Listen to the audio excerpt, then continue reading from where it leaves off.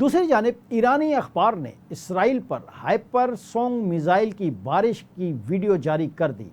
Social media account پر جاری کی گئی ویڈیو سے متعلق ایرانی اخبار نے لکھا ہے کہ اسرائیل کی جانب سے ایک بھی میزائل کو روکا نہیں جا سکا۔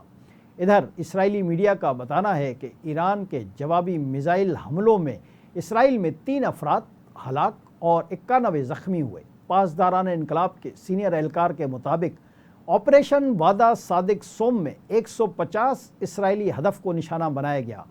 ایران اور اسرائیل کے ایک دوسرے پر حملے جاری ہیں، جبکہ اسرائیل پر ایران کے تازہ میزائل حملے میں 10 افراد زخمی ہو گئے۔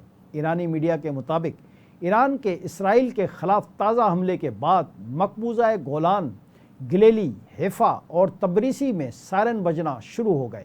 لڑائی کا سلسلہ جاری ہے اور جنگ میں مزید شدت آنے کے امکان کو مسترد نہیں کیا جا سکتا، جبکہ دوسری طرف نطز ایٹمی تنصیب سے تابکاری کے اثرات پھیلنا شروع ہوئے تو نہ صرف ایران بلکہ اطراف کے ممالک کا بھی بہت بڑا حصہ اس کی لپیٹ میں آئے گا، جس کا ذمہ دار اسرائیل ہے، جس نے عالمی قوانین کی خلاف ورزی کرتے ہوئے ایران کی جوہری تنصیب پر حملہ کیا ہے اور ساری دنیا کی سلامتی کو خطرے میں ڈال دیا ہے۔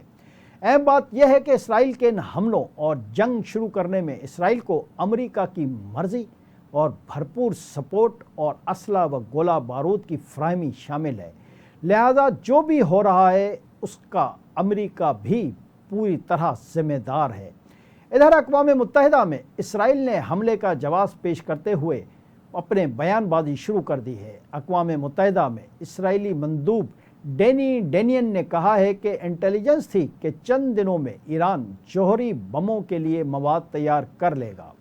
اسرائیلی مندوب ڈینی ڈینن کا کہنا ہے کہ ہم نے مسئلے کے حل کے لیے سفارتکاری کا انتظار کیا۔ انہوں نے کہا کہ ایران پر حملہ اپنے تحفظ کے لیے اور اپنے ملک کے عوام کے لیے کیا، چونکہ ہم اپنے عوام کو اکیلا اور تنہا نہیں چھوڑ سکتے۔ یاد رہے کہ گزشتہ روز اسرائیلی حملوں میں ایرانی مسلح افواج کے سربراہ اور 6 ایٹمی سائنسدان بھی شہید ہو گئے تھے۔